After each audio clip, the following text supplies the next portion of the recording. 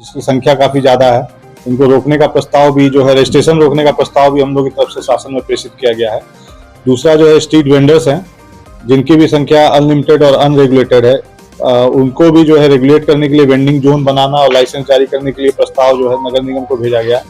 तीसरा जो है रोडवेज की बसें हैं जो शहर के बीच से होके जाती है, तो इनको भी रूट बदलने आदि का प्रस्ताव जो है वो भी भेजा गया शासन में।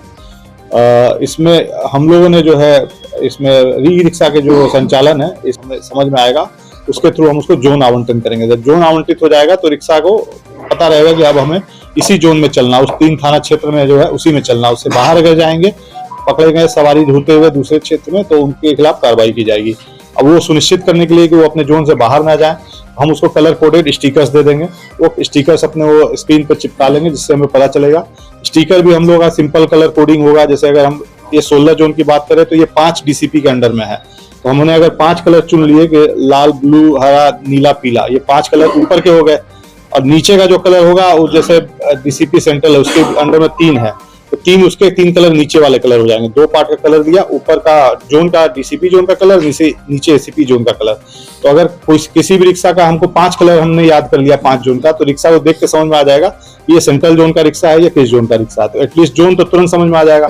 फिर डीसीपी का वो एसीपी अपना एरिया देख लेगा कि हमारे यहाँ चल रहा है कि नहीं चल रहा है। तो एक आम पुलिसकर्मी भी देख के समझ जाएगा कि ये रिक्शा क्षेत्र से बाहर तो नहीं जा रहा है, मतलब अपने दूसरे जोन में तो नहीं चल रहा है। तो इसका जो फायदा मेनली हम लोगों को जो लगता है कि आज के डेट में ई रिक्शा का कोई इक्वल डिस्ट्रीब्यूशन नहीं है। किसी एरिया में बहुत ज्यादा है, अगर चारबाग की बात करें तो चौक की बात करें, अमीनाबाद की बात करें तो बहुत ज्यादा संख्या में वहाँ खड़े हैं, और कुछ एरिया में बिल्कुल नहीं के बराबर है।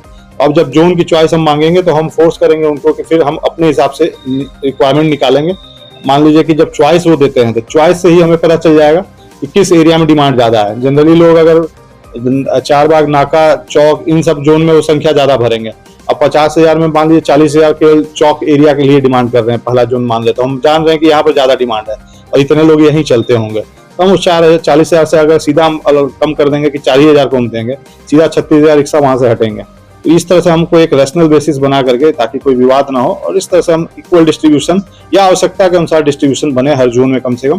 तो पहला स्टेज तो ये होगा कि एक डेटाबेस तैयार हो जाए, उनका क्रिमिनल हिस्ट्री और सब जो बेसिक डॉक्यूमेंट और मोबाइल नंबर ये सब हमारे पास रहे, ताकि कोई बात होती है तो ई रिक्शा को हम सत्यापित कर ले, उनके डिटेल निकाल ले। किसी का बैग छूट गया, कोई हमें सूचना दे रहा है, हम उसी रिक्शा को कांटेक्ट कर लेंगे तुरंत, वो खुद भी लखनऊ पुलिस की साइट पे डेटाबेस पे देख लेगा। सेकंड स्टेज होगा कि फिर जब एक बार हमारा डेटाबेस बन गया तो हमारा प्रयास होगा कि फिर वो लिमिटेड एरिया में चले। अभी है कि कोई मतलब ये लागू हो जाएगा जोन सिस्टम, तो फिर कोई लखनऊ पूरा ई रिक्शा को लेकर नहीं घूम पाएगा, सीधी सी बात है। अभी के डेट में ऐसा कोई रेस्ट्रिक्शन नहीं है, ई रिक्शा उठाइए और पूरा आप लखनऊ घूमते रहिए दिन भर, किसी भी एरिया में सुबह शाम में कहीं भी ऐसा रेस्ट्रिक्शंस अब हम लोग लगाएंगे कि आप पर्टिकुलर क्षेत्र में ही रहिए, आपको उस क्षेत्र से बाहर जाने का इजाजत नहीं होगा।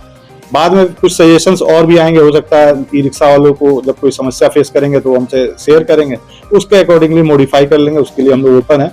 जो समस्या हम एंटिसिपेट करते हैं वो ये होगा कि कोई एक पर्टिकुलर रोड है, वो हो सकता है कि एक एसीपी का एरिया आधा में पड़ता होगा, दूसरा आधा रोड दूसरे एसीपी के एरिया में पड़ता होगा। तो रिक्शा वाला बोलेगा कि साहब हमको तो इस रोड में यहाँ से यहाँ तक चलना है, पब्लिक को भी चलना, हम बीच रास्ते में कहाँ उतार देंगे इसको।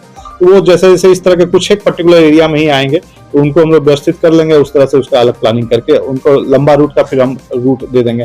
फिर जब जोन में बट गए, सब एसीपी के एरिया में मान लीजिए कि 50,000 है और 16 जोन है, एवरेज लगभग 3000 होता है। तो 3000 होगा तो कुछ में हो सकता है 1000-1500 ही लोग को देंगे और कुछ में 4000-5000 तक